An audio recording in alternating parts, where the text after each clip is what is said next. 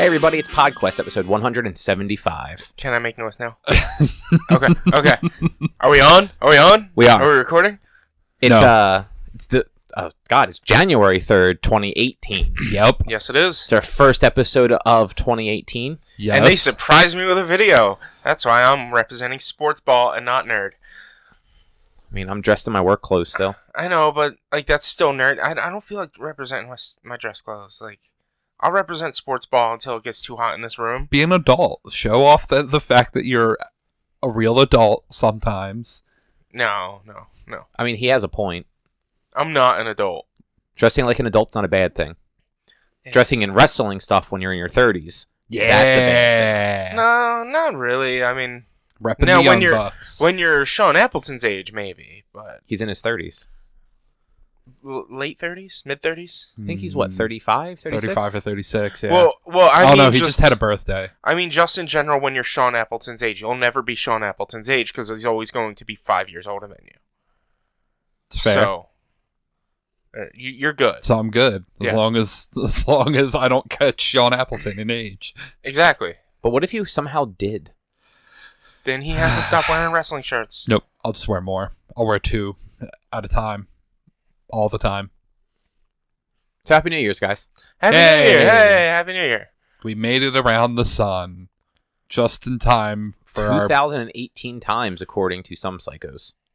at least. Yeah, at least, yes. So, because it's January, there's not a whole lot of news going on. Nope. Not at all. In fact, I have 4 things. That is 4 more than I would have expected. I think that's the most news we've had in weeks, though. It's actually 4. It's like 4.5 things. So I also have a question for you guys. Okay. So Purple. Is that the answer? no, that's not even in the ball. Good try. Good try. Yeah, I commend your effort. No but problem. no, you fucked up. Oh, damn it. So I guess just to jump right into it. First news: golf is no longer on the Switch. Oh, right. That is the thing that happened. Oh, yeah, that's right. Yeah, they had you did the Iwata thing yeah. on the anniversary of his death, and it was supposed to unlock golf. Yeah. They took that off? Yeah, Apparently. it looks like it might have been possibly done because of like a security risk that it posed to like the firmware. Mm-hmm. Okay. So there's always a chance that they'll somehow patch it back in at a later date. Mm-hmm. But like the people that found it in the first place, like the hardware hacking people, found out that the code. It's not just that the code is gone; it literally was just replaced with gibberish. Maybe on the anniversary of his death, there might be something new. Maybe. We'll I mean, see. it's something that they can obviously just add and remove via updates. So, Yeah. So yeah, that's kind of it's a shame. Yeah, it does suck. Next up, also Nintendo related.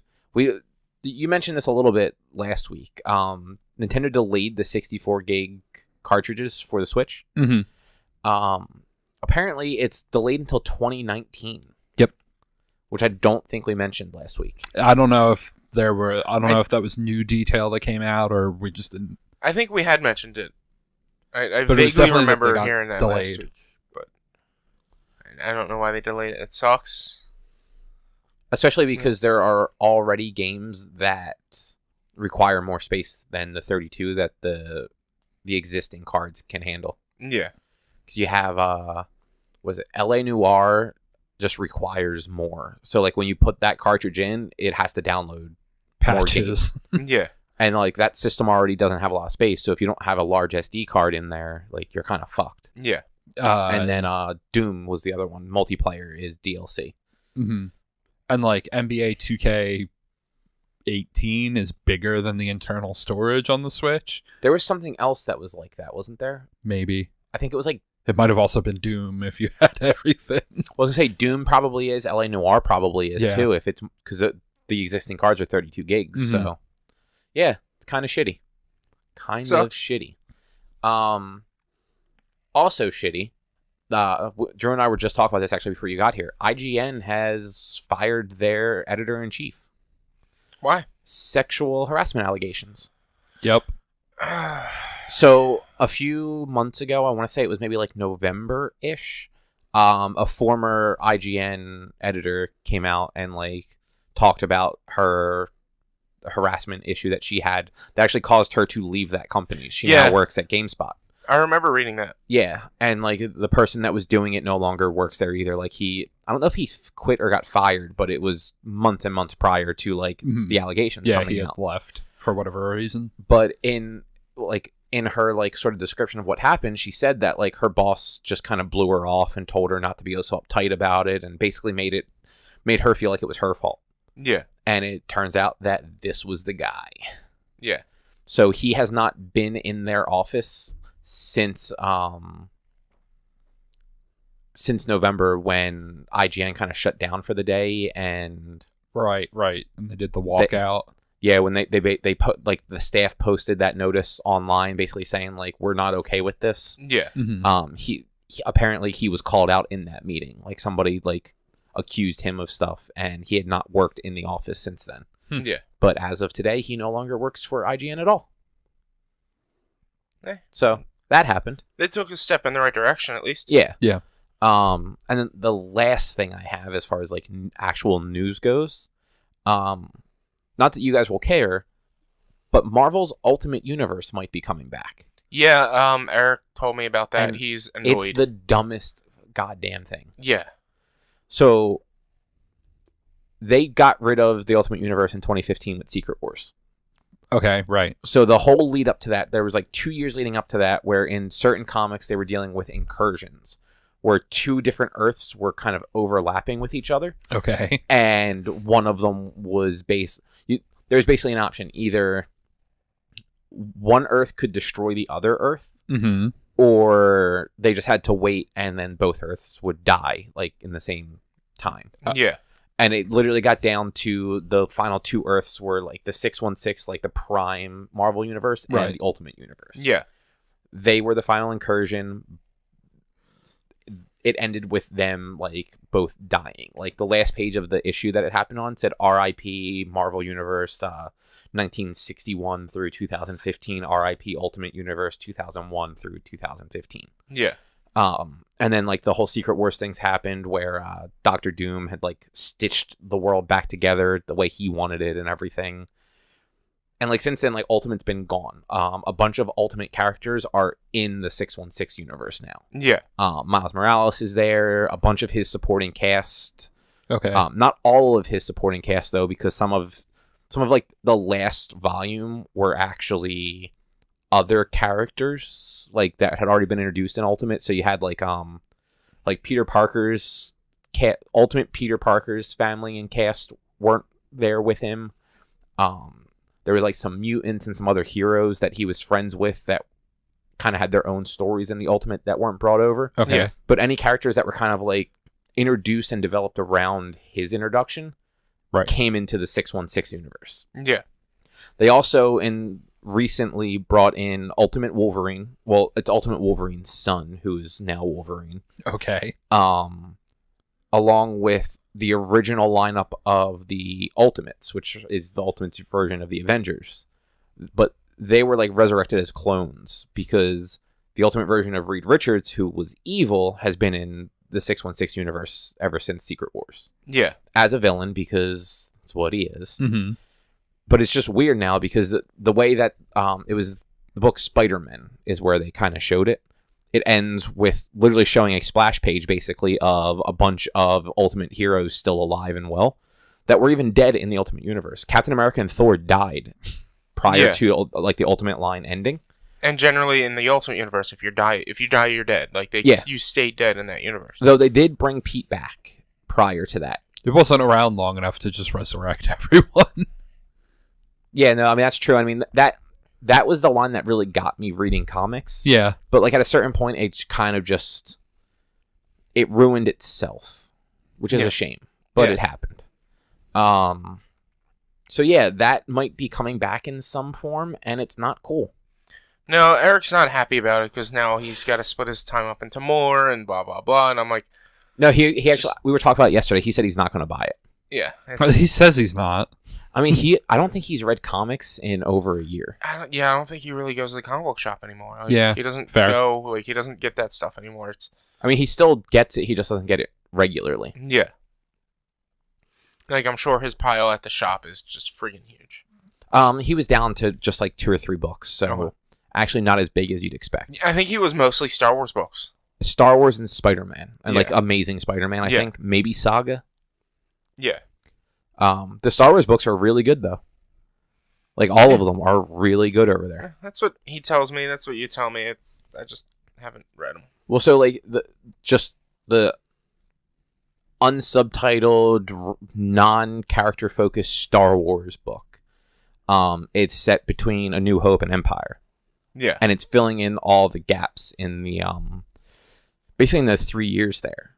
And it's cool because they've been able to introduce new characters and sort of expand on weird bits of story that you wouldn't have thought. Like, there was an arc between that and the original Darth Vader volume that was running concurrent timeline-wise. Yeah.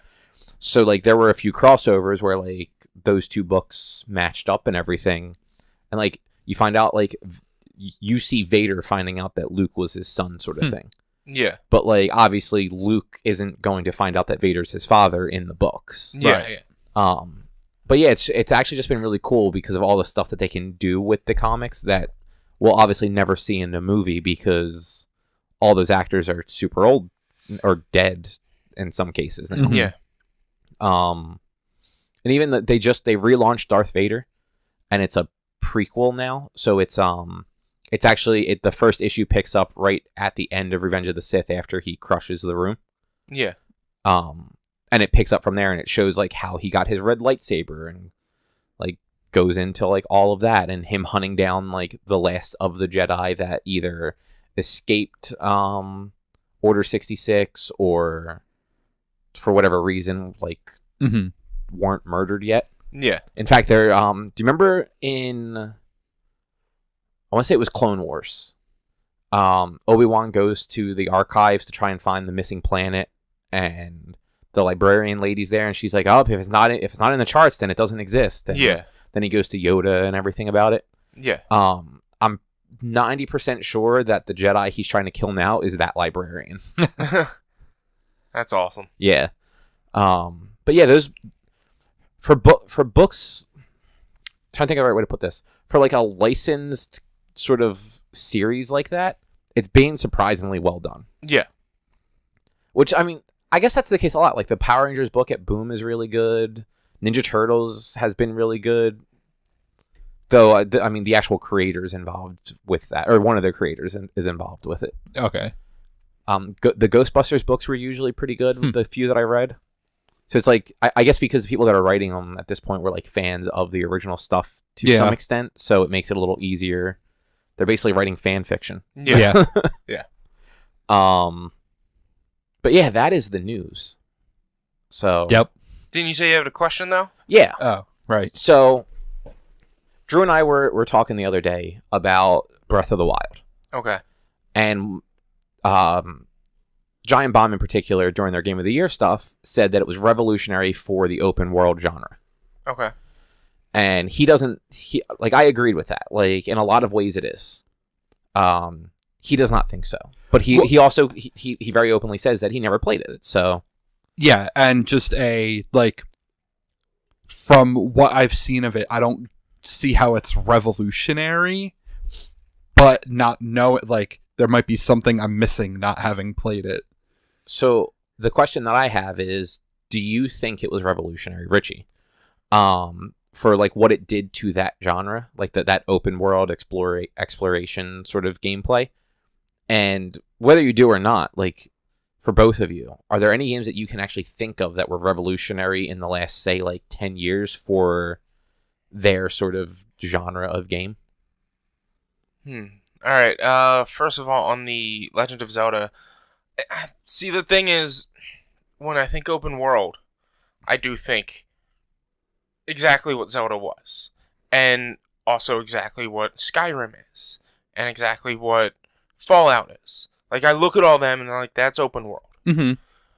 Revolutionary, I mean, it's hard to say because in all 3 of those titles, 2 of them are from the same developer, so it's not a surprise. In all 3 of those titles, you can go from the beginning to the end and skip everything else if you wanted to. Mm-hmm.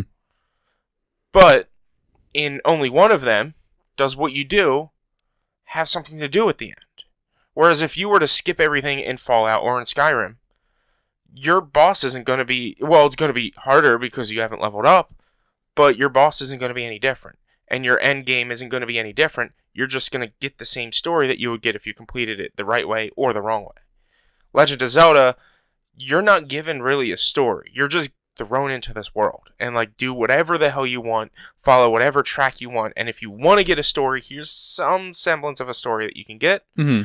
Otherwise, it's read between the lines. Well, so I mean, to be fair, like it does give you a narrative at the very beginning. Well, yeah, like it, but it essentially. But yeah, once you get off the plateau, yeah, as soon as you leave the plateau, it's do whatever the fuck you want, however the fuck you want to, in whatever the fuck way you want to do it, like in any order and whatnot. But Skyrim, Fallout. I'm trying to think of other open world games. I'm like kind of falling. Well, I mean, basically every Ubisoft game. Yeah, is open every world. Ubisoft. There is a straight up narrative that you do have to follow. The only difference between Ubisoft and Bethesda is Bethesda, you can go right to the end. And the only difference between Bethesda and Legend of Zelda is you can go to the end, but it's going to be different. It's going to be a different thing than if you did everything else first. And so I like... So like that's a thing I legitimately did not know about Breath of the Wild. That it's minor. Like if you... There's four major dungeons that you have to do. Right. If you go into those major dungeons... If you don't go into those major dungeons and then you go fight the final boss, you have to fight the 4 bosses from the major dungeons. Okay. And if you defeat the 4 dungeons, when you go fight the final boss, it cuts his health in half. Because it does something special. You have to fight him in full. Yeah, don't you actually have to fight all 4 of the... You fight all 4 at some way, like as you're running through the castle. There were rooms where you would have to fight Lionels and stuff like that. That's where you would fight the bosses from the beasts. Right. After that, you would go fight him, and since the beasts aren't using their mega weapon, his health isn't dropping down. Like they don't cut his health half. Yeah, that part I knew. So yeah, like there is some plus the story gathering. Like it's just like, hey, here's some pictures of some places that might help with your memory. That's all the story you're really going to get once you get beyond this point. So I wouldn't say extremely revolutionary, more very much intuitive, that it does bring in new aspects, but I'm not saying super revolutionary. So it's slightly I didn't say super revolutionary. Yeah. I just said revolutionary. Slightly revolutionary. Because I didn't like Fallout. Like I tried Fallout 4 and I just couldn't get into it. Yeah. And I've just never played like Skyrim or any of the other Elder Scrolls games. Yeah. But like from what I know about that, like you can't, like you said, you can just go from beginning to the end kind of how you want. Yeah. But aren't like you're blocked from being able to do certain things just based on your ability to like pick a lock and stuff in certain cases, right? Yeah, sure. Not just lock picking, but like if you don't have like a skill to do something, you can't necessarily do that thing, right? Lock picking is really the only thing. Is that the okay? I didn't like you can stealth, but if your stealth isn't high enough, people are going to hear you, but you don't have to stealth. You can fight things, but if your combat isn't high enough, you're not going to be dealing as much damage. There are kind of blocks, but you can get around them because in those games, there are multiple ways to get around different things. You can get around combat by talking to people instead of combat. Random encounters is a different thing, but major events, you don't always have to fight. Okay. And, like, I accidentally skipped, like, a third of Fallout 3. Yeah. Because I just found a spot that was a story thing that I would have eventually been told I had to go to, but just, I was wandering around because... I was like, let me just go look around. And was like, here's this thing. Went into it, and it was like, oh, all right, this is weird. Go on. And then at the end of it, it's like, oh, quest's complete. And it's like... Yeah. Here's the water purification system your dad was working on when he left. That you were supposed to have met up with your dad and talk to your dad before you get to it.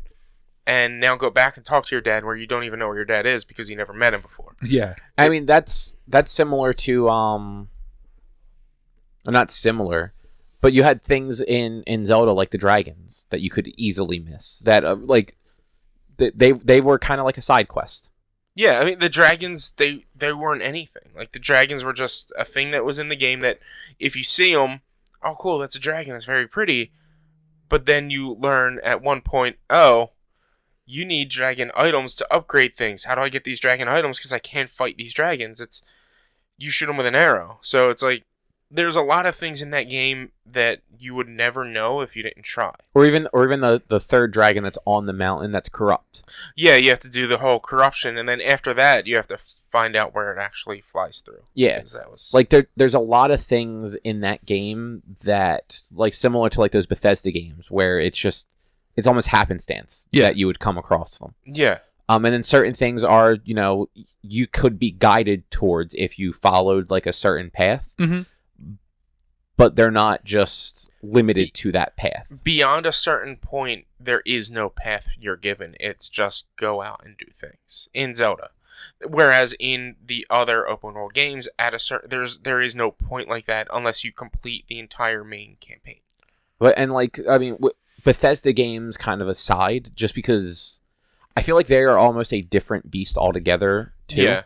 When you compare these to like the Ubisoft games or like Shadow of Mordor, Shadow of War, like open world games like that. Mm-hmm. All the common tropes, the climbing towers to unlock maps, like more of your map, and objectives and everything like that, and fast travel and all that sort of crap. The way that Zelda does it is so different and way more. I almost find it more useful and intuitive than climbing a tower and just getting told, okay, here's all these things. And the basis of the extracurriculars of the game was not collecting collectibles. That was just one thing that they had you do that, like, after you got about 50 of them, which is not hard, you don't have to do it anymore. Yeah, like, Zelda is very much about verticality. Where, so, like, you climb these towers and, like, certain towers are harder to climb than others. They're taller towers, so you literally can't climb them without, the right tool or your stamina increased. Some of them have, spikes around them, so you have to figure out a way to, like, clear the spikes away from them. But, like, when it comes down to it, they are just towers that you climb. Right. And, like, when you activate them, it becomes a fast travel point for you. But it does not show you more of your map. It doesn't, it does. The first one in each location shows you more of the map. That was the wrong way. It doesn't show you items on your map. Like, it doesn't say, like, here's a bunch of things you should go check out. Once you're at the top of the tower, you literally just look around, and the game sort of doesn't point you, but the way that the game is designed, you're drawn to the areas that you should be by seeing them from up high. Yeah. So even if you just climb, like, a mountain, like, once you're above everything, you're looking around, you'll see the beacons that are shrines in the distance. Yeah. You'll see, like Dan talked about Eventide Island, where it really is, like, when you're on this one cliff, you just see this one island way, way out in the distance. And there's not a good way to get out there unless you either have a lot of stamina or you happen to find the village that's, like, kind of underneath the cliff where you can jump on a boat and basically just blow yourself out there with a leaf. Yeah. Mm-hmm. And then that's one of those things where you get there and all your shit goes missing. And you're literally stuck there until you complete the quest. You can leave. Can you? Yeah. I didn't think you could. You could reach the perimeter and it'll give you all your shit back. Oh, that's kind of lame. Yeah, but... You know what it was, though? When I got there, my boat literally started drifting away after I jumped onto the island. Yeah. So I couldn't leave. Yeah. Like, I was actually... You might have been able to fast travel off there, too. Maybe. I can't fully remember. I didn't try. But, I guess you could say it was revolutionary for, like, exploration aspects of games. Because, I do feel like...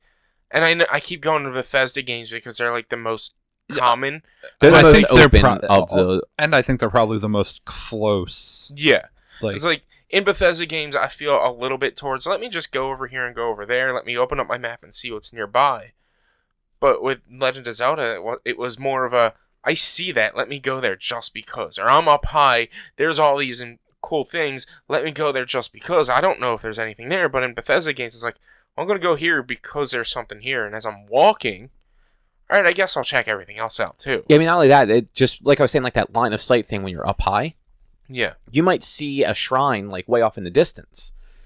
But then on your way there, you find like a cave and there's a shrine hidden in there, or there's like a valley that you couldn't see from just because of like the line of sight that you had, and there's something down there. Yeah. Like it's very much a game where it shows you one thing, but then on the way there, there's so many other things you can find. But like Skyrim did that 6 years ago. Did it? Yeah. Like I'm asking because I never played it. So like all of that is in Skyrim, but like to the point, like if you look at the map, there's a billion things to do on the map. So you're not all. I mean, actually, I want to say in Oblivion, like if you get up high enough, you can see the Oblivion gates from far away. That game's a decade old. I don't know what are the Oblivion gates. Oblivion. Like that was Elder Scrolls 4. No, I know what Oblivion was, but what are the Oblivion gates? They're like the end game things. Okay. Well, I mean, like this game, like the first thing you see basically is you can see Hyrule Castle. Yeah. Like you can see Ganon floating around it. Like that's your end game. Yeah. But like, I mean, there's parts of that game where like even though I unlocked like the tower, I never actually got a chance to even really explore. Yeah, I put 100+ hours and all the shrines, still haven't seen everything. And I guess so. Like, I guess you can say, yeah, that is revolutionary. Like. It didn't have nearly the jank that Bethesda does either. Well, that's fair, but Yeah. there's so much going on in a Bethesda game. There's a lot going on in this too. Are there like 90 subquests? Are you literally picking up 90% of the items that are existent in the world? You can. Like there are a lot of side quests. There are a bunch of side quests, and you can pick up a lot of the stuff that's in the world. Random pieces of food. Yeah. Okay. Well, not like it's all the same. It's there's not, a lot like of you can't pick up half a pork chop or like kill a chicken and get an egg and a leg and a wing. You just get the chicken, or you get the chicken egg or whatever. But when you go to a camp and you take out like a camp of bad guys, like there's all their weapons are now on the ground. Weapons, shields, if they had food cooking on like spits, you can get the food. There's also like the cooking element where you can walk over and just dump some apples on a fire and it'll roast the apples and they are then a better meal. Right. Yeah. Or you can actually go find like a cooking pot, cook it in a pot and make like a different dish out of it. But I mean, you could make the argument that that's like that in a lot of open world games because there's potion crafting and things like that. You're technically doing the same. Oh, no, I wasn't saying that because of that. I was just saying like it seemed less of a revolutionary thing for the genre, like Dan was trying to make it out to be. More they took all the ideas and logically advanced them on a genre that hasn't really seen, like... I think maybe that's why it's revolutionary, because that genre has been so stagnant. If you look at the definition of revolutionary, it's changing the thing that's already out. So if they're enhancing and changing what we already have, it is revolutionizing the genre as a whole. I mean, I feel like it took a step forward, not like a leap to a thing that no one else would have done. That the Bethesda game, that Elder Scrolls 6 wasn't going to do. But unfortunately, Zelda did it first. And I mean, I think that's the thing. Like, if like Elder Scrolls 6 had come out and been leaps and bounds better than Skyrim, then like that would hold that place. Yeah. But Zelda went and they did all these things that, I mean, a lot of that stuff is like things that like people have wanted to see in a game. I mean, I think the one thing it really did different is how you climb things, especially by comparison to like every other open world game. Well, not every other, to like the Bethesda games. Is it that drastically different than climbing shit in Assassin's Creed? Yeah. Because you can't climb everything. Yeah, and like in Assassin's... okay, so have you... apparently Origins also did it. Like, the climbing in Origins is way more open this year. So, so even then, like, a lot of these things, like, there's things you can climb and things you can't climb. Okay. In Zelda, there's literally nothing you can't climb. The only thing that hinders you is your stamina and the rain. If it rains, you just start sliding. Right. But even stamina, like, the tallest mountain in the game... or the tallest mountains, I should say, I was able to climb without ever upgrading my stamina. Okay. Yeah, you can find a break at some point. Yeah, you'll find like just like a weird little, and a lot of them aren't even meant to be breaks. It just happens to be like the landscape kind of levels out just right, and if you get in just the right position, you'll stop holding on to the rock and you'll just stand there. And as long as you don't move, your stamina will go back up, and then you can jump and continue your climb. Yeah, You Skyrim it up the side of that mountain Yes, but with no. actual mechanic. Yeah, because like in Skyrim, it's very much that, and I used to do that in other games too. Yeah. Like you do that just kind of like not glitchy, but like Kind of glitchy. yeah, like you just kind of jump in a direction, and like I used to do it in WoW and like MMOs all the time. Mhm. Like there's a thing like just over that hill. I don't want to run all the way around, so I just kind of keep jumping, and like eventually you get stuck in an area long enough that you get like a ground so that you can jump again. And yeah. but like, yeah, this is just a straight up mechanic where like if it's any sort of like vertical incline, you can jump onto it and climb it. If it's a thing, you can climb. Okay. Yeah. So it's like, I don't know. Like I'd say yes in some aspects, it is pretty revolutionary. But will the next big open world game outdo it? Most Possible. likely.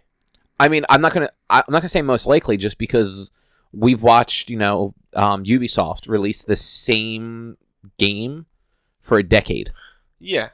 Like all of their games are climb a tower, get a bunch of locations on your mini map, climb the next tower. Yeah. But and like I said, the one great thing about Zelda is the game is not bogged down by collectibles, whereas a lot of open world games are just go climb this tower, look and find out where all the collectibles are, collect them all. Why? Just because. I mean, similar to Skyrim and Fallout 2, you also get a house. And you can keep all your weapons in your house. Well, not all your weapons. You can keep like a dozen weapons in your house. If three shields, 3 bows, 3... Is it 3 or 4? No, yeah, it's 3. So 9. Yeah. You can keep 9 weapons altogether. You can't just throw shit on the floor and be like, No. come back for it later. No, Well, I don't know if it'll still be there. No, I don't think it will. If you reload, because they have the blood moon. So if you kill an enemy, the enemy does not come back. Right.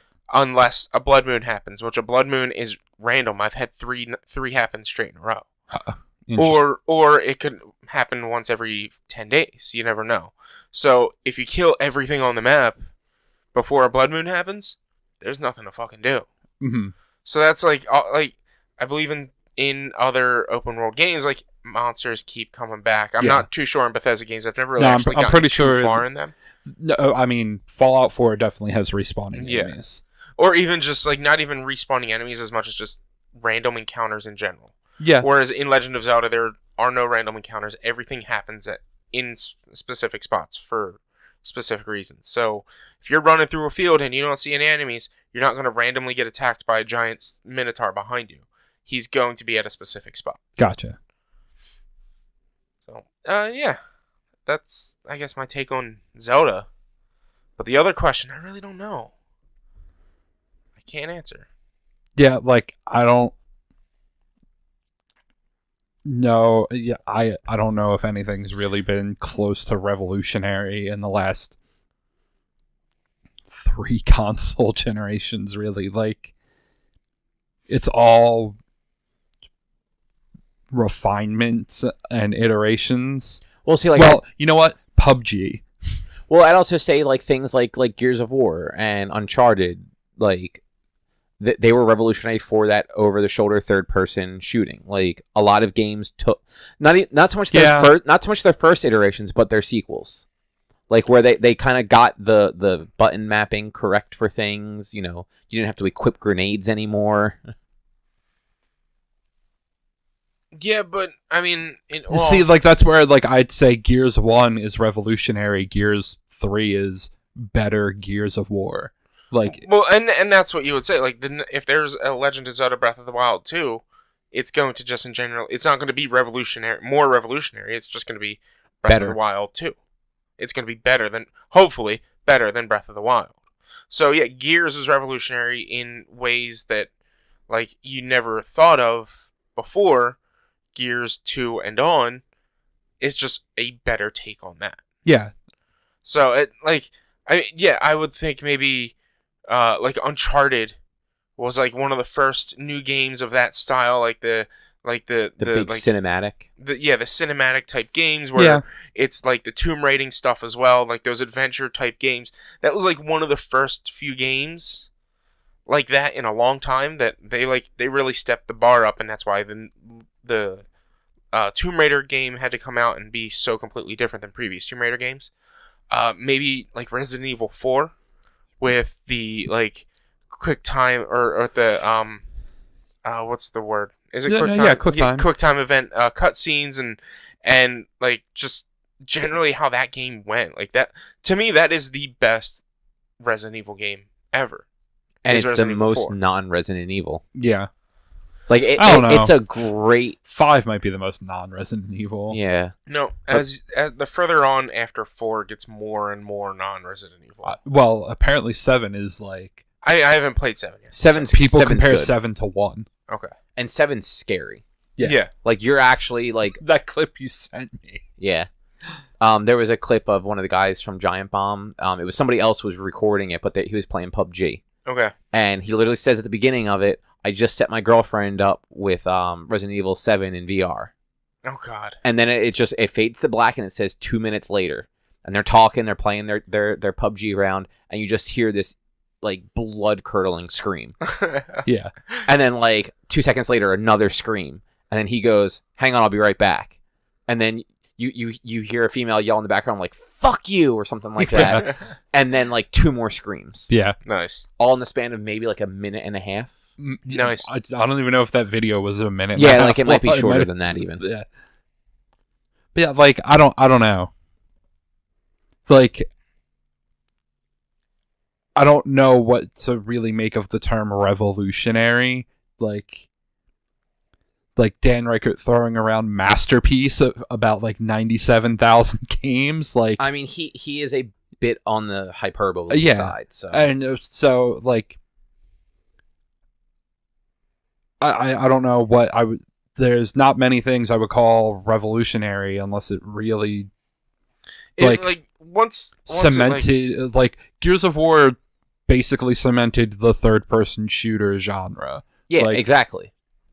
There wasn't really games like Gears before Gears. Or you have So, like a Halo or a Modern Warfare for like console first-person shooters. Because like they weren't very good prior to those games, and I realized those games were what 5 years apart, 6 years apart. Yeah, only 6? like Halo was 2001, Modern Warfare was 2007. Yeah. But like you know what I mean, like I would say like Modern Warfare was revolutionary for their storytelling and their Modern Warfare was very no, like I wouldn't even well count done. Modern Warfare. Like Halo, maybe. Modern Warfare, no. Like Modern Warfare was the Halo 1 and the 2 culmination of the refinement of console first person shooters, but it wasn't something really new. And like even Halo is leaps and bounds above like GoldenEye and Perfect Dark.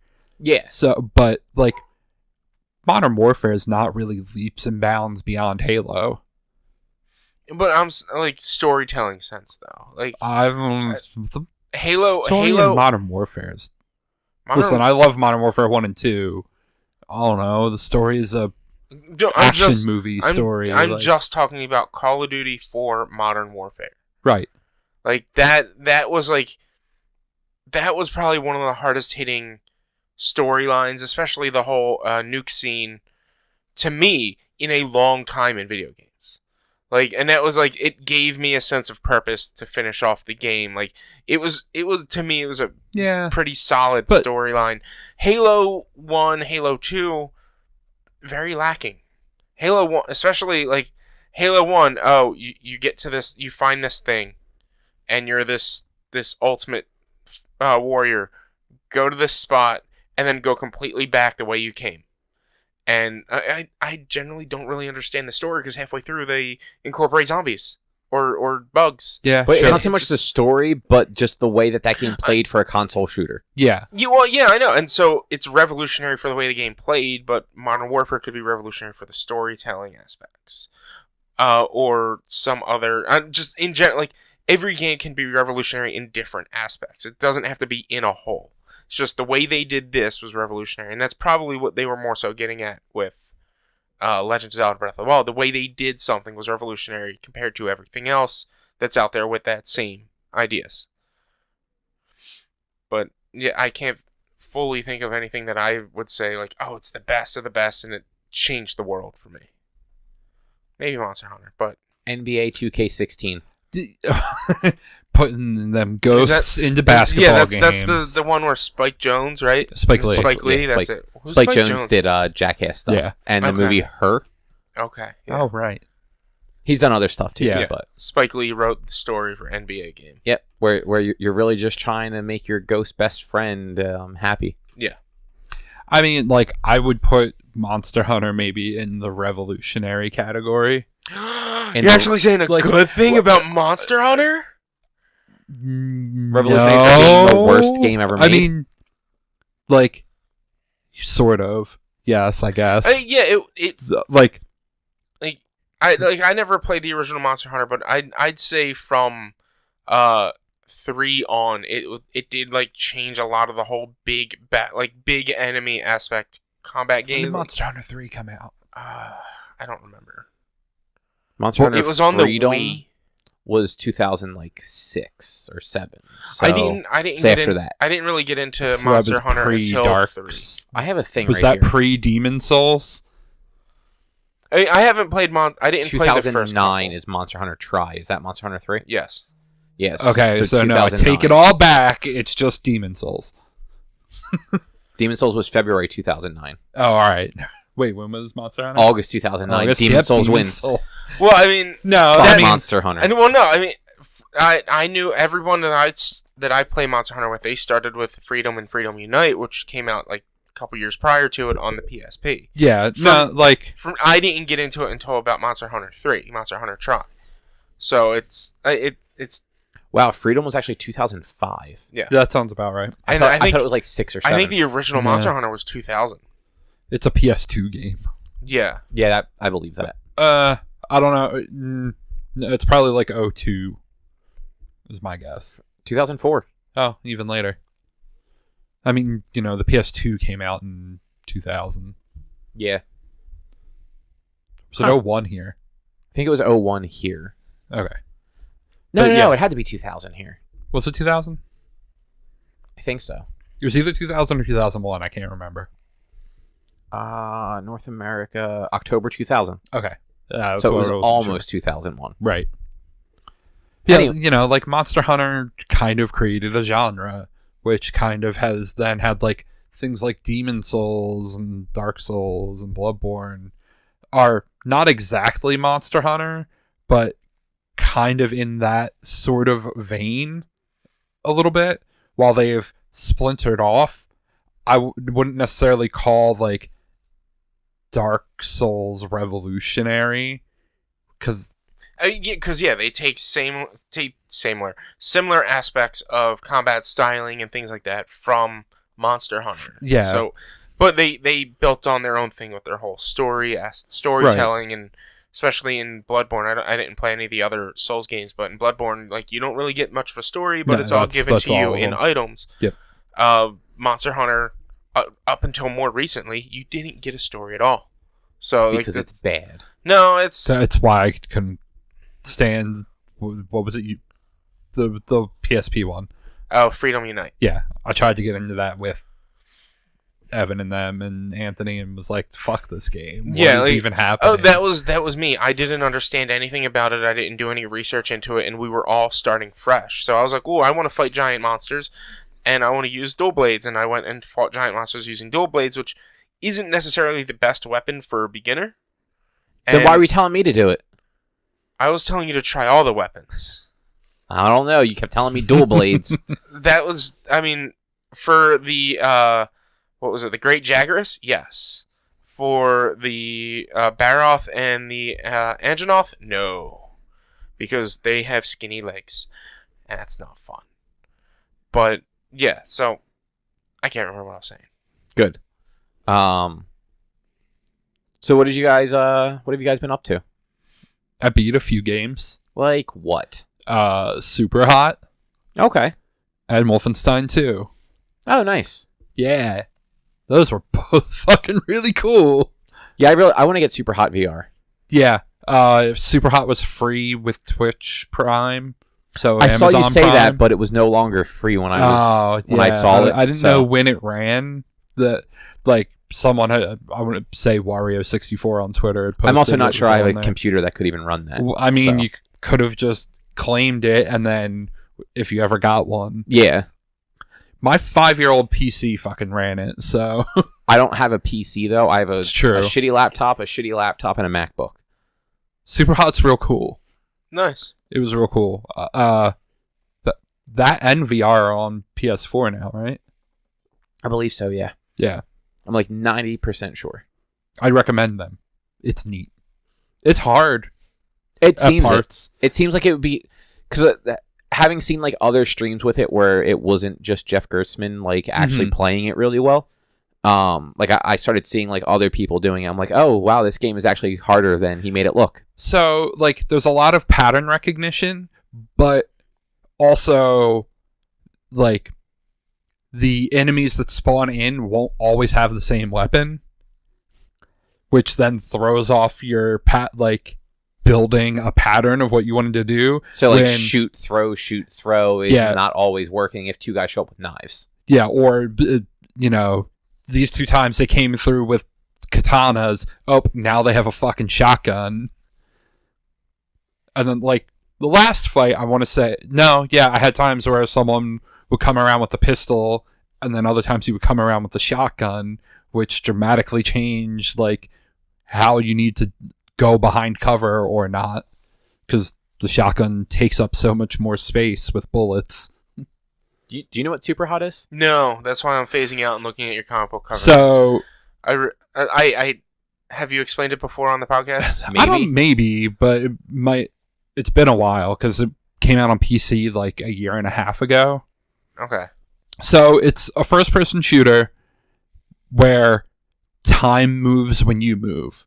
So if you're whipping around, time's going full speed. If you stop, like take your hand off the mouse, off the controller, or whatever, time goes to basically a standstill. It's still moving, but incredibly slowly. Mm-hmm. So, you'll get dropped into, you get dropped into a room and, you need to kill all the dudes in it. Yeah. And there'll be different scenarios, and, you'll get dropped into a room. There's a dude with a gun pointed at you, and then, 3 other dudes, looking around. And you have to use the environment to kill them all. Okay. And it's 3 colors. It is white, black, and red. The enemies are red. The interactable objects are black. Everything else is white. With a little bit of shades of blue, but interesting. Basically white. Interesting. So, you'll see, here's this, statue this statue bust that I could pick up, throw at a dude that'll make him drop his gun, and then I can pick up the katana, slice this dude, go pick up the gun, shoot that guy, and then run around the corner and get the other guy or whatever. Yeah. So it's real cool. Nice. I want to say it was 4 hours long, the campaign. It's not super long. Yeah, that sounds about right. Sounds neat. It is. You should get it. I don't really want to spoil the the story that's going on in there, because it's not just that it's kill not just boxes. a shooting gallery. Yeah. There is a story. Yeah. And then I beat Wolfenstein 2. How was that? Fucking ridiculous. I'm pretty looking forward to hard. playing that at some point. I will say it is harder than the first one. Did you end up dropping the difficulty at all? Yeah, I started on the 3rd from lowest. Normal. Well, the experienced gamer normal. There was no bib, no pacifier. Right. Then there's one in between, one below what I knocked it down to, or one below what I started on, which is what I eventually knocked it down to, and then the bib and pacifier one. So, the combat scenarios just got annoying sometimes. Especially because isn't that the game where you can, in many circumstances, just kind of run right by everything? Yeah. Man, get off your phone. Now I'm looking at what I told you I'd do this week. Or I did this week. But that story fucking goes places. It seems to. It seems to. I mean, I don't know if you skipped that stuff. I didn't, but I Yeah. was also like working and stuff at the time, so like I missed good chunks of it. Yeah. So like I have ideas of what happened in the game, but not actual spoilers, I guess would be the best way to put it. Yeah. You can miss stuff for sure. Like, just like going through that game, if you didn't really realize what was going on, you could have been like, oh, like when you know spoilers about certain spots, like there was one thing that I was like, oh, I missed my chance to do that thing. Which sucks. Yeah. Yeah. And then that's about it. I played a bunch of Overwatch because there was the Christmas event. Right. I got the Honest Snow Owl skin. I'm happy. It was real good. I haven't played Overwatch in over a year. I should play that again at some point. I played Overwatch is 3 good. matches of it once. It's fun. It is. I just never. Like surprisingly fun. It is. I just never got it. So what did you do, Rich? Oh, what did I do? Oh, well, I recently started watching Black Mirror. Okay, I think spoiler free because I haven't watched any. it'll be spoiler free. But like, I watched season 1 a couple of weeks ago. I watched all 3 episodes. I think, if I'm remembering correctly, the first, I can't even remember anymore. The second was it? I think the first episode was about the abduction of the princess in England. The second episode was I can't remember, and the third one was about in like a timeline where like you get the ability to rewatch memories and stuff. Those were like really fascinating. I was falling asleep through the third one. I was really tired the day I watched them. I was falling asleep through them, but I watched, since it's a legacy series, you don't have to watch them in order. And a friend of mine wanted to watch the new season, so we started watching the new season. The first 2 episodes are amazing. Episode 2, because I'll say this one first because I didn't like it as much as I liked episode 1. Episode 2 is a pretty neat concept. It's there's an implant that you can give your child that like lets you see what they see. You can put parental blockers on them, so if there's anything scary, it'll block it out.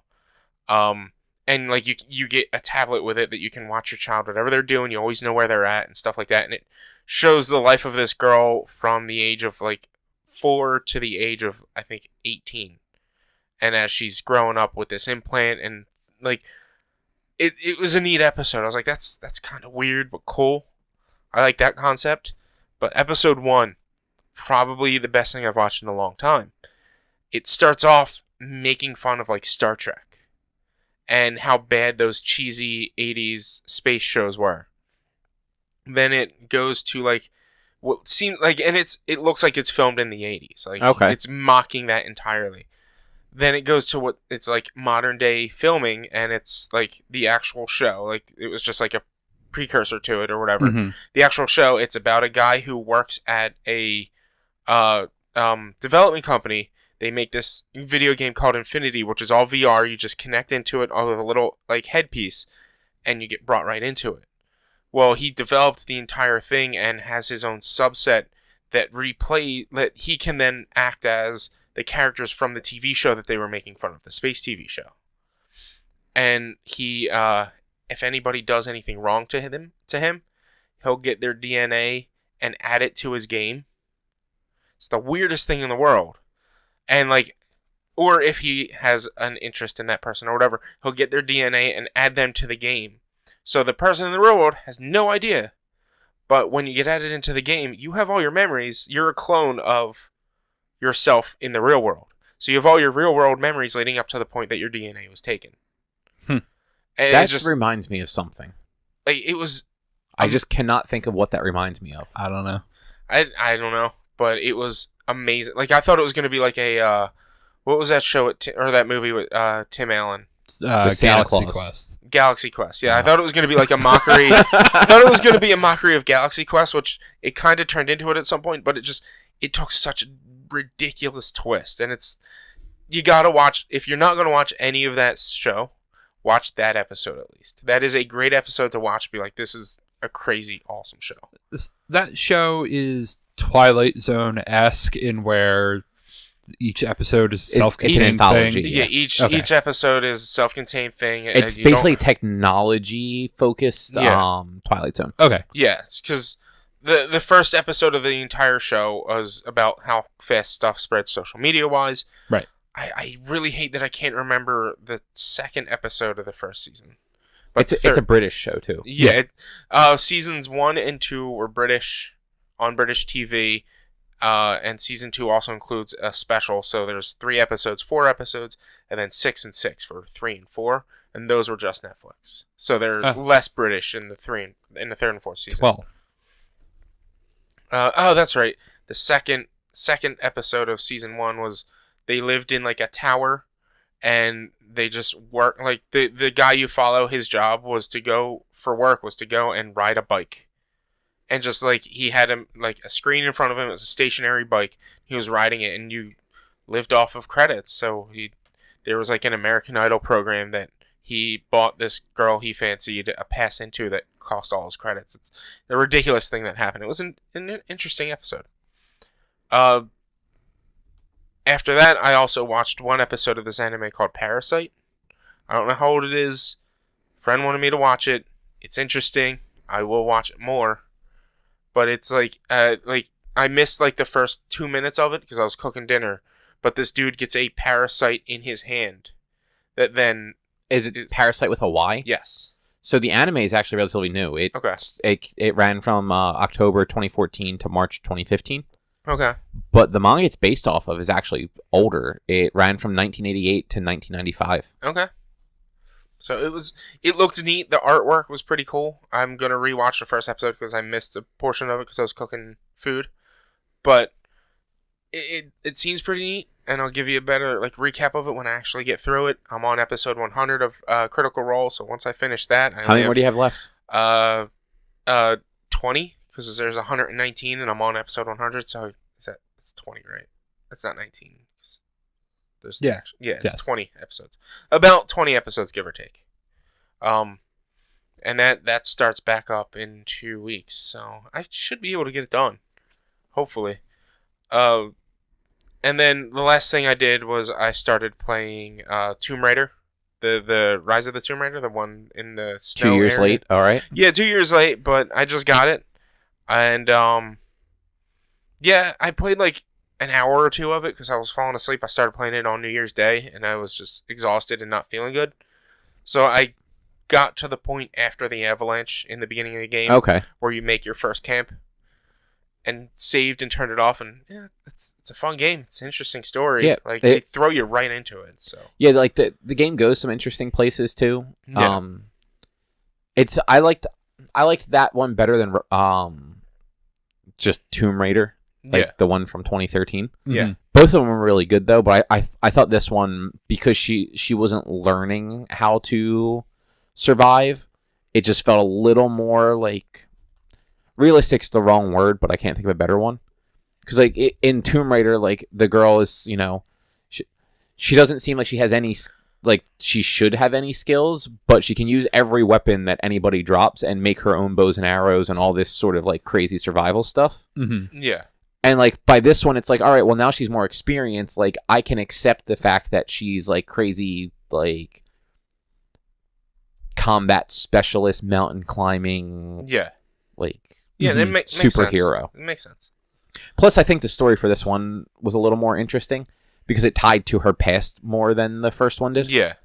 But yeah, you're in for a good game. And Yeah. it's not super long. I think it was like 15 hours. I have what's the date? Today's the 3rd. Yep. I have 23 days to beat it. So I think right. Friday's the 26th. I don't know because I don't care about. I have 23 days to Monster beat Hunter. it, so I should have that done in no problem. Really, what No you should do: cancel Monster Hunter, buy Dragon Ball Fighters. Yeah. I might just get Dragon Ball Fighters, Okay. but I won't play it because Monster Hunter. When's Dragon Ball Fighters coming The out? same day. Yeah, see, and I'm never gonna end up playing that one. It's cool. Buy it, and then me and Cobb will play it. No. I'd be okay with that. So about you, Cup? So I finished Life is Strange Before the Storm episode 3, which is Nice. the last episode of like the main story. The only thing left is if you bought the deluxe edition, there is the Goodbye Max episode that's going to be like a prologue to this prologue. Yeah. Or a prequel to this prequel, I should say. Yeah. I really liked these 3 episodes, and I kind of wish it was a little bit more. And it's depressing because I got super attached to the characters, and I know what happens to all of them in the next game. Mm-hmm. And like the weird thing was, and I talked about this before, there's certain characters that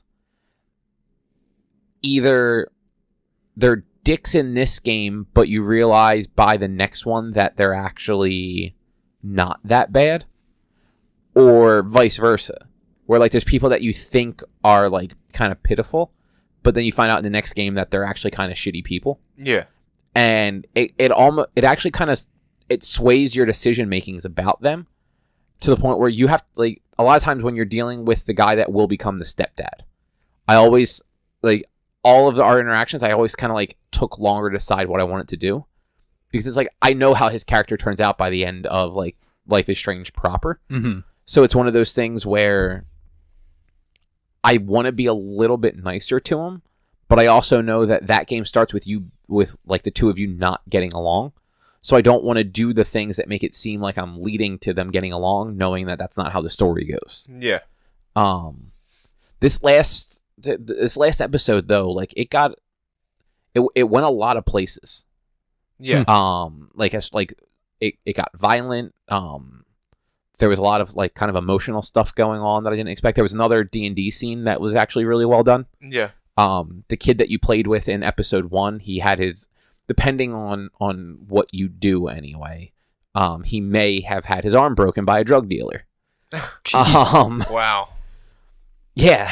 So you end up at the hospital at one point in this game, and if his arm's broken, at least he is in the hospital, and it's the girl that he's friends with that is the DM, and his older brother are both like with him in the room, and him and the girl are getting ready to play like more of their campaign. Yeah. And they invite you to play again, even though your character died. They like make up something for her to come back. Yeah.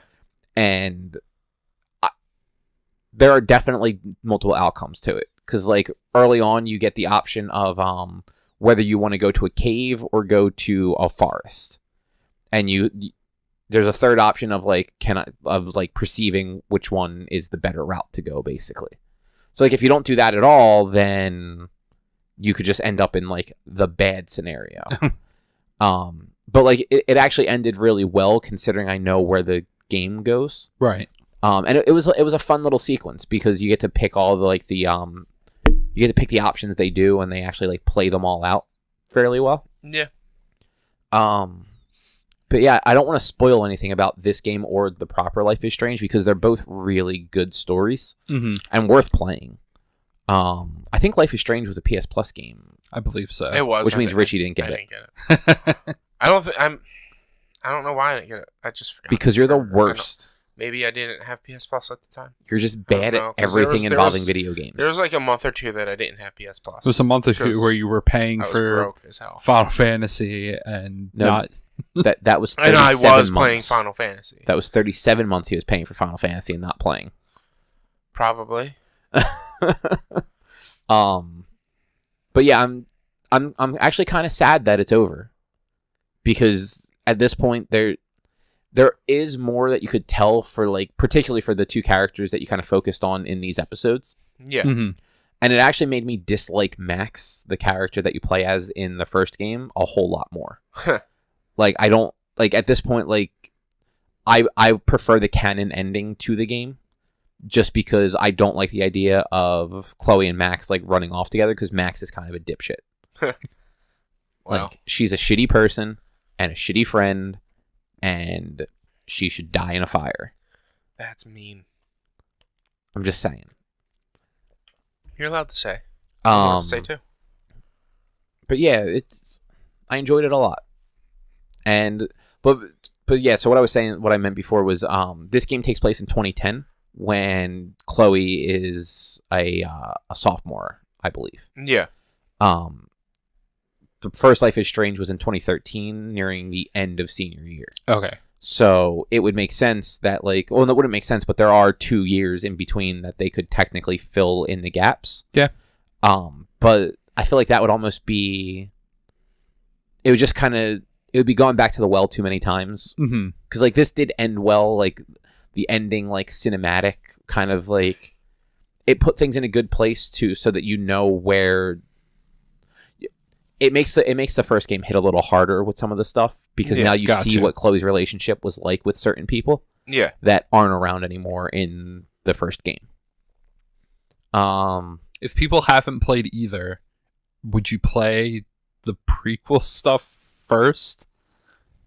That's a good question. No, you know what? I think I would still play the first one first and then go play Before the Storm. I would think, well, there's a 2-year difference or 3-year difference in them. So I was going to say I would think you would have to, but like you said, there's a couple year difference in them. So whatever relationships you build up could have changed either way. So yeah, that's the thing. Yes, you'll go in there with preconceived conceptions of certain characters. But then there's also little things in Before the Storm that are Easter eggs and hints to what's to come. Okay. So in and this isn't even really a spoiler, but in the first Life is Strange, Chloe has blue hair. Mm-hmm. She wears a hat most of the time, but she has a bright blue hair. And Before the Storm, she still has her normal brownish blonde hair. Okay.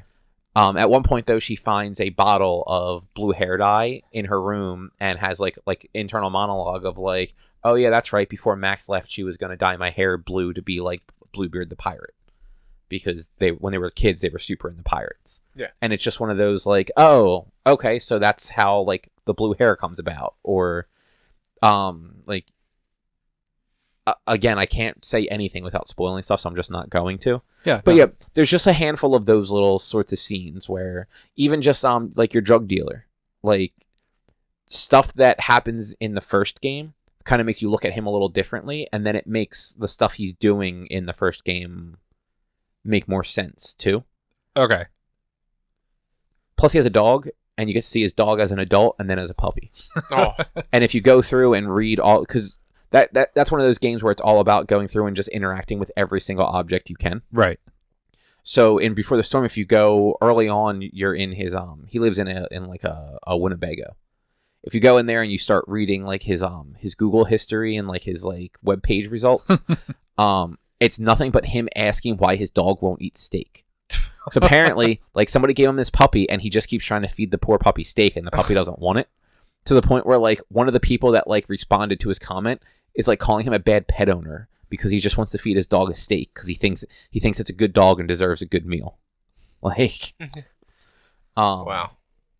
But yeah, you have the first one, so I would definitely say it's worth playing. Okay. Sarah would probably enjoy watching it too. It's one of those games where it's super narrative. Mm-hmm. And what ended up happening to me was I played the first episode one day.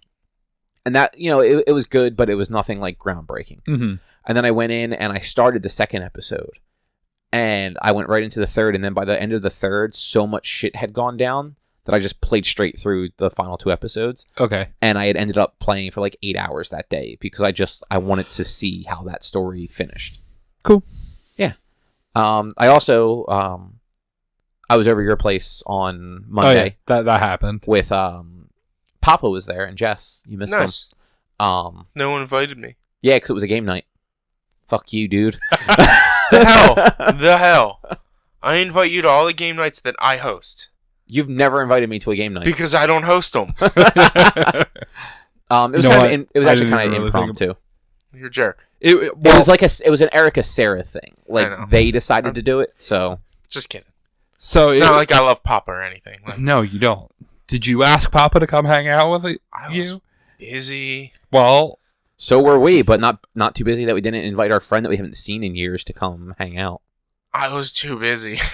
Look, we had a family day planned for Saturday that I completely forgot about and made other plans on top of it. Nice. So I had to do both. How about you stop having family days? Stop having fun. Nobody likes you. Talk Just to my, don't go talk to them. my family. Like, look, when your family's having family days, it's really because your mom wants to see the 2 new babies. well, it was. And they want to spend time with Eric and Audrey. Did you and really Jensen. want to be the 7th wheel? Well, no, it was my grandfather. For Christmas every year, he'll take us out to dinner, and it used to be he used to pay for us to go to the Dover Downs race, the Bush League, the minor league, I guess you could consider it. We all got like tired of that, so he started paying for us to go to a show out in Lancaster. It was a Christmas show. He would pay for dinner and a show. Well, the show got too gaudy over the past couple of years, and we're like, this show's not fun anymore. And so then he was like, all right, well, let's... And this year it was... Christ right out of Christmas. Yeah. It's fine to an extent, but we go to have fun, and halfway through the show, they're just shoving the Bible down your throat, and it's a musical show. It's so, like, there's generally, like, not a lot of variety to what they're doing, but it's just, it's not as fun as it used to be. And so then this year he brought us out to dinner at this nice restaurant out in Pennington-ish area up north, central Jersey, near New Hope. Like you've been to New Hope, yeah. You know how there's the that steel bridge to cross right across the river is where we ate dinner. Like I believe Jersey. that's the Burlington-Bristol Bridge. No. This is a bridge that doesn't even have a name or a. Oh, so it must be further north. It's an hour away. Yeah, like it's an hour away. New Hope. Like New Hope. I've never gone to New Hope from New Jersey. I've always crossed over Waltman and gone up 95. Yeah. Well, so one side of one side of this bridge is New Hope, and the other side of the bridge is wherever we. Oh yes, I've never actually been over. I mean, I have a general idea where New Hope is, but I didn't realize there was a bridge up there. Yeah. The only small like steel bridge I could think of was the Burlington-Bristol. No, this is like a 2-lane, literally a 2-lane. It's a 2-lane, one each way, one right? each way. Oh maybe. wow. No, no toll. But we then afterwards, everybody else, not me, went to. There's this farm, like maybe 20 minutes from there, that during Christmas they deck out, like they set up all kinds of Christmas lights that you can drive through, and I'm just like, I'm kind of over Christmas lights right now, so. Because nobody likes you. No, I'm kidding. Yeah. Kind of. But yeah, so when we were at Drew's, we played like some board games. Yeah. The only one that none of us had ever played before that we haven't talked about before was Bears versus Babies. I played that this last week. Yeah, I remember you mentioned it too. I played it real quick. That game's a lot of fun. It is. Like, we played the practice round. Like if you read the instructions, we did a practice round. We did the practice round and then went into an actual game. Yeah, that's all we had time for. That was just the 4 of us. That was before Papa and Jess got there. Yeah. It was cool though. It was interesting, and I don't know. It seems like one of those games where a different person is probably going to win every time. It seems like a hard game to meta, and it is just because it's so random with what cards you're getting. Yeah. Especially when it comes to like. Because like when it comes to provoking, like it's kind of up to other people. Like you could be trying to build a good monster to eat the babies, and then some douchebag goes, "Oh, that's red. There's like 6 red cards down there. I'm gonna provoke red, even though I don't have any. Because fuck, I did that like 4 times. Yeah. Everybody else had red. I didn't have any red down, so I provoked red, and some people got points out of it, but all of their monsters were gone. All their red monsters were gone. Yeah. So it's a neat game, and it's from the same people that did Exploding Kittens. Yeah. And they're just really good at balancing out their games to where there's always going to be a different outcome each time. Yeah, so for anyone that's not familiar with Bears vs. Babies, it's a game where you're building monsters out of cards to eat evil babies. So really weird, fucked up, evil babies. Yeah, so generally, like, every card is like a different part of a monster. So a head, a body, legs, arms. And then there's also like hats and tools and stuff that you can add to certain other body parts. And then there's baby cards, and the babies are always like weird things, like Spider Baby and shit like that.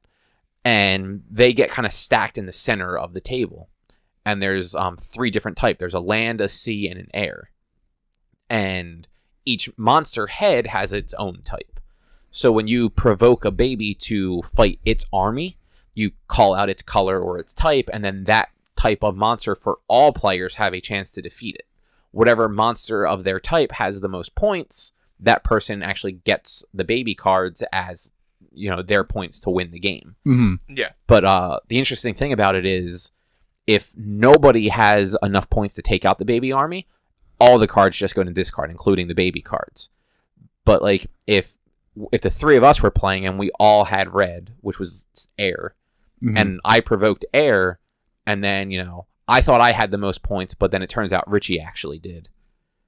Richie would get the points for the baby cards because he beat them. Yes.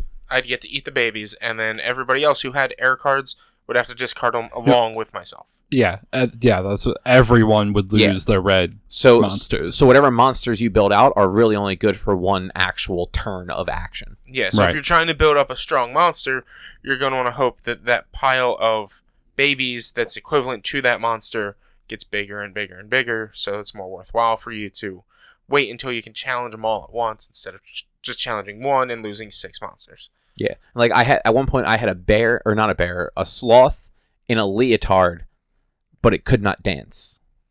Were the legs I had. If we had an extra round to play, I would have had a shark being driven by a robo squirrel.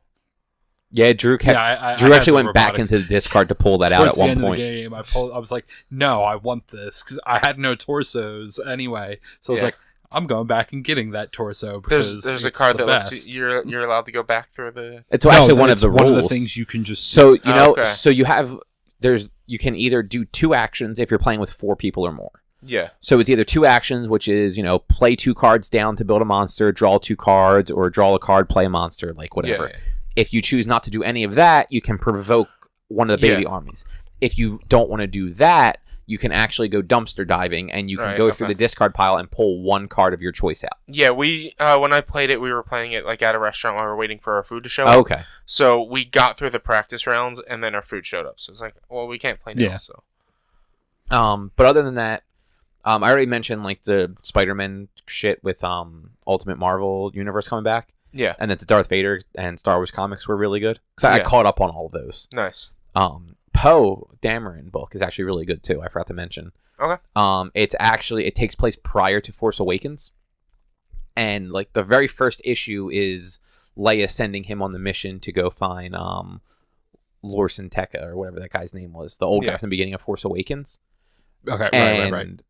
He goes on a mission to try and find them, doesn't find them, everything gets sidetracked, he has to go on other missions, and now it's getting back to the point where he's going on that mission again. Yeah. But it's not going to be to Jakku yet. So, it's neat though. Okay. It's been good, because it's something in that era of Star Wars that we haven't really seen a lot of yet. Yeah. But, so on New Year's Eve, because we had to give Kaylee medication so that she didn't shake herself to death when the fireworks and stuff started happening. Yeah. We just hung out at home and watched a bunch of movies. We timed Die Hard to play until Hans falls off the tower at midnight. We were off by about 4 seconds though. Good job. It was a hard thing to time up right. I mean, that's not too bad though. 4 seconds, that's not too bad at all. Yeah, exactly. Like to have it that close to actual midnight was actually pretty cool. But we also watched Baywatch with The Rock. How was that? So it's not a good movie, right? But it's funny. Okay. I mean, the whole movie, he is calling Zac Efron different things. He calls him boy bands mostly. Right. But he just runs the gamut of boy bands. I think the first thing he calls them is One Direction, and then immediately after that he calls them New Kids on the Block. And it's just the whole movie is him kind of picking on Zac Efron, which was great. Nice. Okay. It was dumb, but it was funny. Okay, so it's a good bad movie? Yeah. Okay. I understand why it got bad ratings and didn't do great in the box office. Right. But I mean, David Hasselhoff was in it at one point, which I mean that was known, and his little role was actually pretty funny. Yeah. And yeah, just everything The Rock did to Efron was great. He made him play with a dead guy's junk.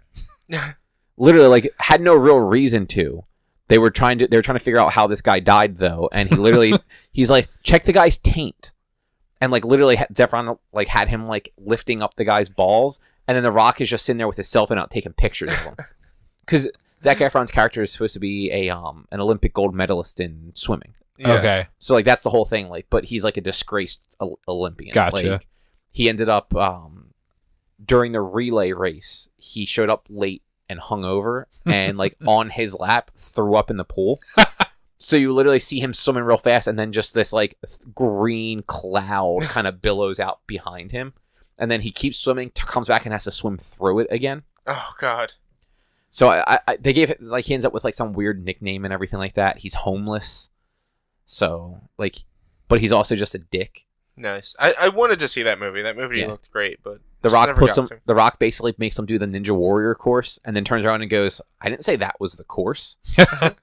Like he just did it to show off, basically. Yeah. And then makes him do like an actual like competition with him that involved carrying refrigerators and shit like that.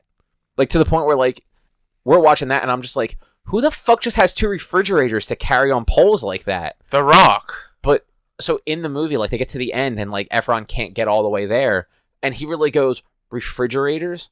Really? But it was funny. I enjoyed it. Nice. We also watched The Passengers with Chris Pratt and Jennifer Lawrence. I wanted to see that. It's not great.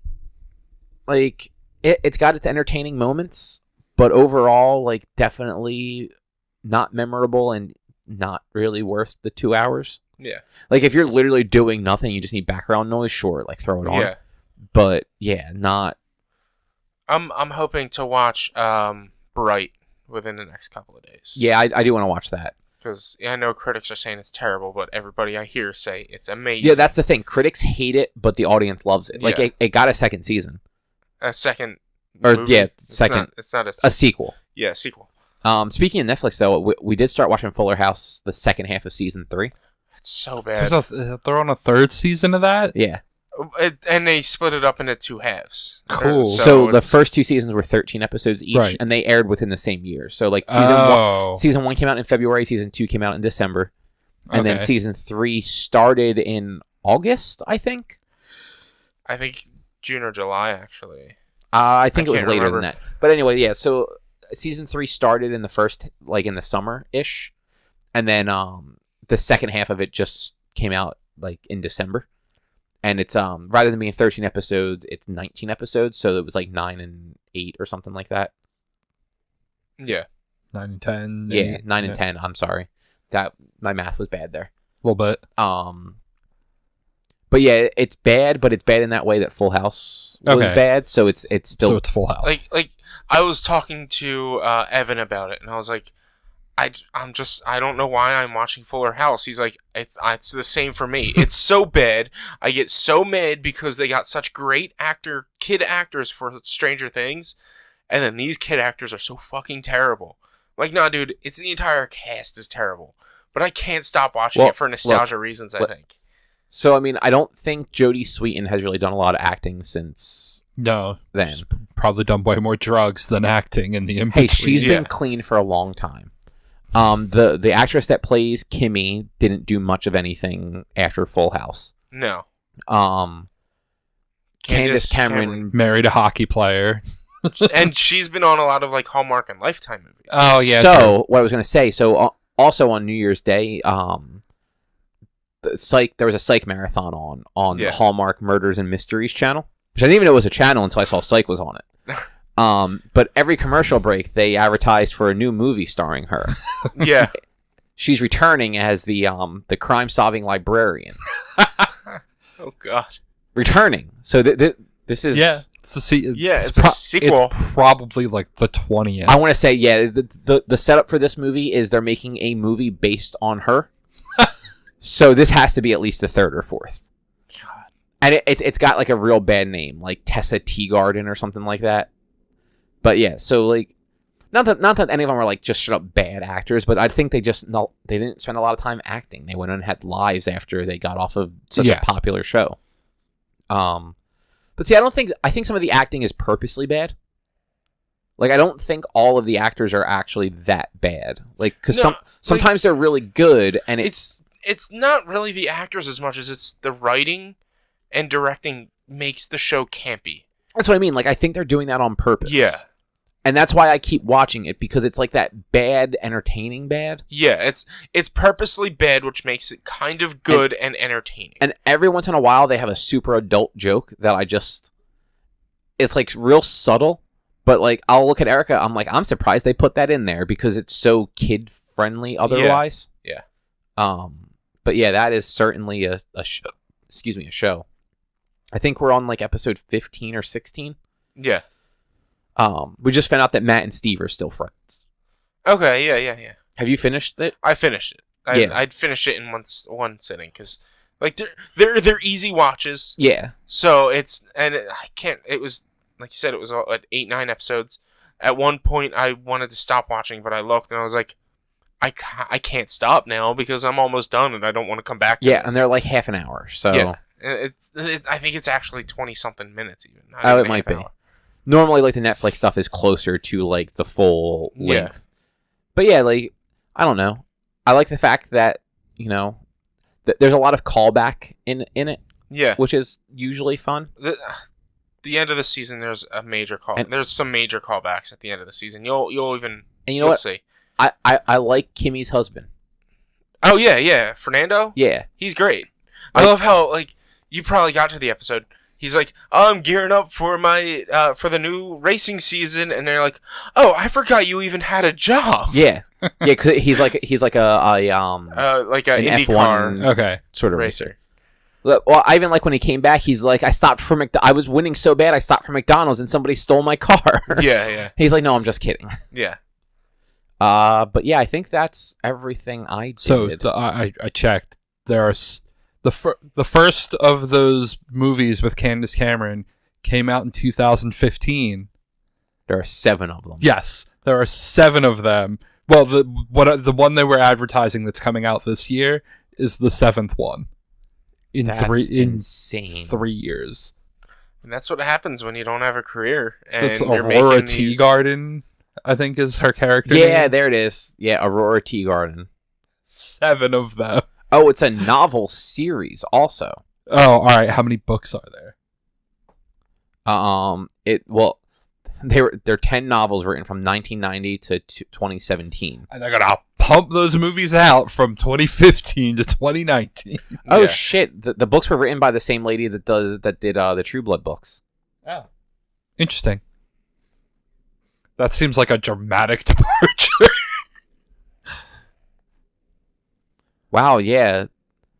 So it was April, and then July, and then the following June and August, and then March and May of the same year, and then January. Yeah, so there's 2 a year, usually a few months apart. That's insane. I think if they're putting the first one out in January of this year, there's going to be 3. They're going full Marvel and I was going to say they nailed that twice a year lineup. Now they're adding the winter one in there. They need to get that winter market in. Yeah. Yep. Jesus. Hallmark Channel, man. Hallmark Murder and Mystery Channel. I need to Who watch knew that Hallmark channel had now. multiple channels? Yeah, well, I didn't, but you know what? They played Psych all day, starting from episode 1, so I was all right with it. Yeah. Because that's a good show. Did you Yeah. ever watch the movie? No, I keep forgetting that it was out. So I have yet to watch the Doctor Who Christmas special, too. Me too. I just forgot. Like it was something I was looking forward to, and I've just been too damn busy to catch up on this stuff. I don't want to be sad is why I'm not watching it. Yeah, makes sense. Like, it's 2 hours, so it's a lot longer than normal. And I don't want to be sad for 2 hours. Yeah. Makes That's sense. fair. Yeah. I'll get to it eventually. But it's just one of those things, it's like... It's going to be depressing at the end, and it's 2 hours. Or it might be happy at the end. No, because we know he's changing, and that's never happy. Yeah, I mean... And not only is he changing, he doesn't want to change. I don't think he doesn't want to change as much as he doesn't want to keep living. No, he just doesn't want to change. Like, I think that's the thing he says at the end of, like, the last season. He's like, no, I'm done. I'm not changing again. I still say like I feel like it's because he doesn't want to die. No, Or he wants to die. He doesn't want to change. You interpret everything wrong. We decided this was Star Wars. He's accepted his fate back before he last changed, and at this point he's like, I'm tired of being the last. Like I just feel like he's done. No, he's done. That like you thought the First Order was trying to capture the Resistance. It would make sense to capture the Resistance and torture them and just like you think them. Monster Hunter is a good game. It is a good game. How else would they have made so many of them? Or why else would they have made so many? They made 7 Aurora Teagarden movies in 2 years. You know what? They made... To the moms that watch the Hallmark Channel, those are good movies. Get the whole channel right. Hallmark, Murders, and Mystery. It's all the same. Because look, the regular Hallmark Channel, that's the channel that shows marathons of Last Man Standing in the middle. And you know what? That's worth it. Yeah, you know what? Like, I actually watch quite a bit of Hallmark Channel, like, at certain points of the year. Because, like, other than the holidays and July, where it's nothing but shitty Christmas movies. And not bad Christmas movies, like, actual shitty Christmas movies, because they're all, like, Hallmark movies. Yeah. Like... I just put that channel on from like 5 o'clock until like 10 o'clock if like there's nothing else to watch because it's Last Man Standing and then the middle. So when I had cable, I would get home from work, boop, turn on Hallmark Channel to watch Last Man Standing. It's that or Impractical Jokers. Yeah. But a lot of times with Impractical Jokers, they'll play like the same episode 4 days in a row. Yeah. And I don't want to watch the same 4 episodes like every day for a week. They've got 7 seasons. It's that, or because they show so much of it, it goes into such a rotation. It's kind of like what's the show?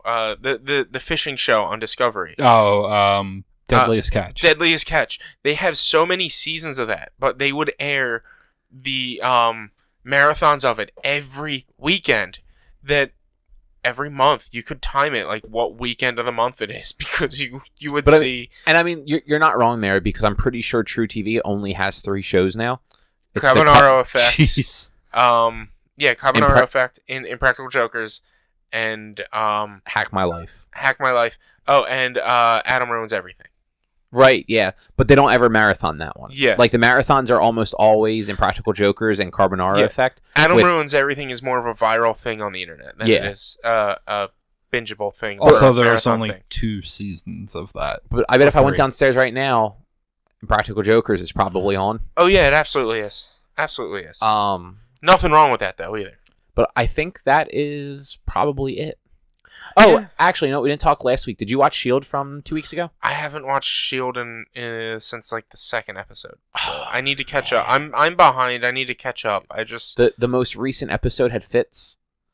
Oh, Fitz. And it had the return of a special character. All right, I'll watch it. I'll try to watch it this weekend. It was so. I mean, it's been a decent season. I want to say that was episode 4, maybe 5. Yeah. It will probably be my favorite episode of the season. I should have some free time on Sunday to watch it. Yeah. So. It was good. The characters were great. Awesome. There was none of this future bullshit. Okay. I mean, there was, but there wasn't. And like it helped you understand what the fuck happened too. Cool. Like it was one of those like, here's what went on after everybody woke up in the future episodes. Okay. Cool. All right, well, never mind. I guess I won't ask you about that. We'll talk about it next week. God. Tune in next week if you want to hear about Agents of S.H.I.E.L.D. But yeah, I guess for now, that is it. Yeah, that sounds about right. Look, we finished before 10. Happy? We finished just at 9. Like it's 9:01. And you were mad at me because I said 7:30. Yeah, look, we could have been done at 8:30. We could have all been home watching TV or playing games. True. It's all your fault. It is my fault. Anyway, if you want to find out or find more of our content, you can head over to www.one-quest.com. You can find... I'm going to point at the things. You can help us out and support us over at patreon.com/onequest. Nope. That one's down there. It's down there. I'm just finding things to put behind your head. Why? Yeah, don't do that. Patreon.com/onequest. All of our podcasts are up on iTunes, Stitcher, Google Play Music, TuneIn, iHeartRadio, Spotify. I think you need to now start putting all these logos. There's not enough room. We just need to be logos then. Just a closeout page and put all of our faces, like put the logos of the things that we're on. You can find more videos like this at youtube.com/OneQuestVideo. And you can always get a hold of us by emailing us social@one-quest.com. Yep. Or I totally screwed up and forgot all the social media. We're on Facebook, facebook.com/OneQuestOnline, @1_quest on Twitter. You guys aren't real good at that. No. Someday. I mean, if you're helping us, like... It's right in front of you. Yeah, but it's reversed. It's mirrored. Mic stands in my way. I kept going this way when I wanted to go this way, and this way when I wanted to go this way. Like, that's what I don't understand. Like, it's you. Yeah, but it's me, and to me, the Facebook is over here. Well, the Facebook is over here. I don't know. Just stop. Because, I mean... That's a show, everybody. Good night. No. So we literally have the monitor right over here with the video playing on it. Yep. And from here, you can see the border that's around us right now. Uh-huh. So if you look at it, above Richie, which is that direction, is the Twitter. Above me, it's Facebook. But you see, as I'm looking at it, Twitter's above me, and to my right is the OneQuest logo, even though it's on the left of the screen. On all right, the left of me, but the right. But where am I? You are on the left. Where am I there? You are on the left, but the right of the screen. So, I had to do this. Logically speaking, I had to do this. If you see you there and me there, why wouldn't you just point above me? Because I had to do this. Okay? Right? Left. I have to do this. That explains it all. Remember when we were like 5 and we used to argue with each other about which hand was our left and which was our right because we were looking at each other and didn't understand it was really the same hand? I think we broke Jordan. We figured out when we were 5 that was how you could figure out the left and right. Yeah. And then you just kind of knew. And then that has just happened. Hey, Richie, in fairness, also, as I was starting to do it on this one, I realized, oh, fuck, if I'm just looking at the screen, I should just look at who the things are near and point in that direction. I'm not paying attention. Look, comedic relief. Yeah. I broke you. Yeah, you Maybe did. other people are laughing too. I sure hope they are. Let's just wrap it up here. Yeah, that's not going to play well on the audio version, but it's okay. You know what? Anyway. Then they can always watch us again Yeah, at you gotta see that video. youtube.com/OneQuest. Yeah, so thanks for watching. Thanks for listening. We'll be back next week with another episode. Bye. Bye.